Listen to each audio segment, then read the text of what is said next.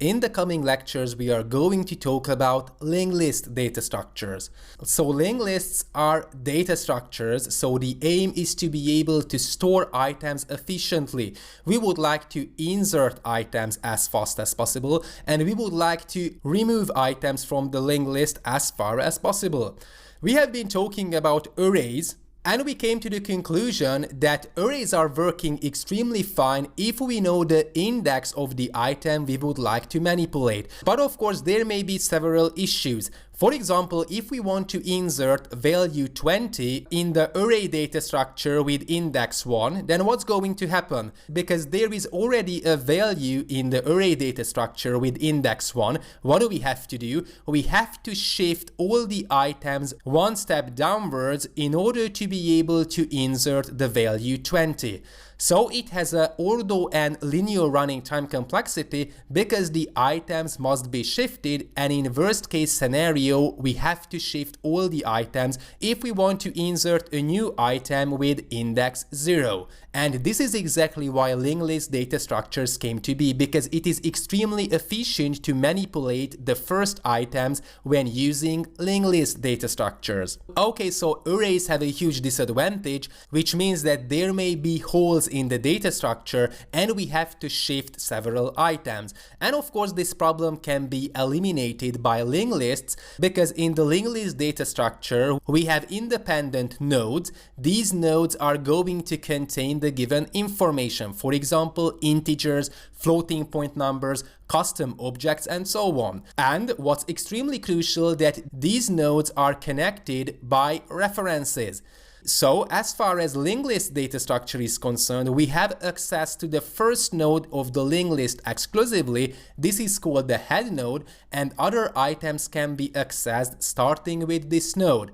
And what's crucial, that the last node of the linked list is pointing to a null. So basically this is how we can traverse a linked list, that we have to start with the head node, okay, and then we have to follow the references until we come to the conclusion that the reference is pointing to a null. This is when we know for certain that it is the last node in the linked list data structure.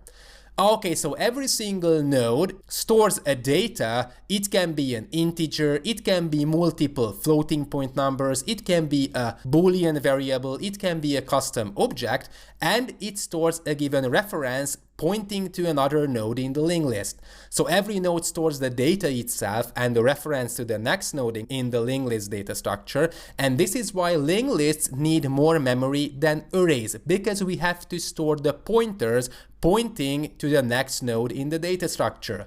But of course it has a huge advantage, which means that there cannot be holes in the data structure, so there is no need for shifting the items. And this is why ortho and linear running time complexity approaches can be reduced to even ortho 1 constant running time complexity. Okay, so linked list is quite an easy data structure. It is quite easy to understand what's happening under the hood. Basically, we have nodes in a linked list storing the given data, and every single node has a so-called reference that is pointing to a next node in the data structure, and that's all about the theory behind linked list. So it is quite easy to understand and it is quite easy to implement it.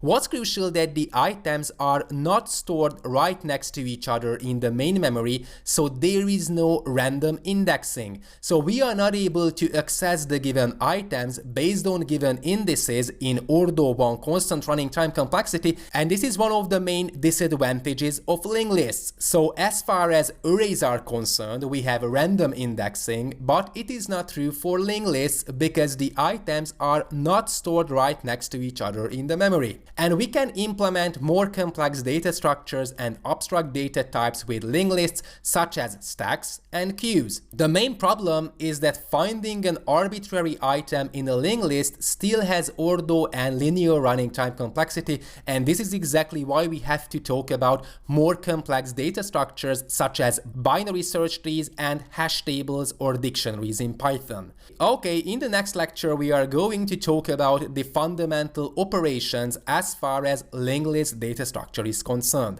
Thanks for watching.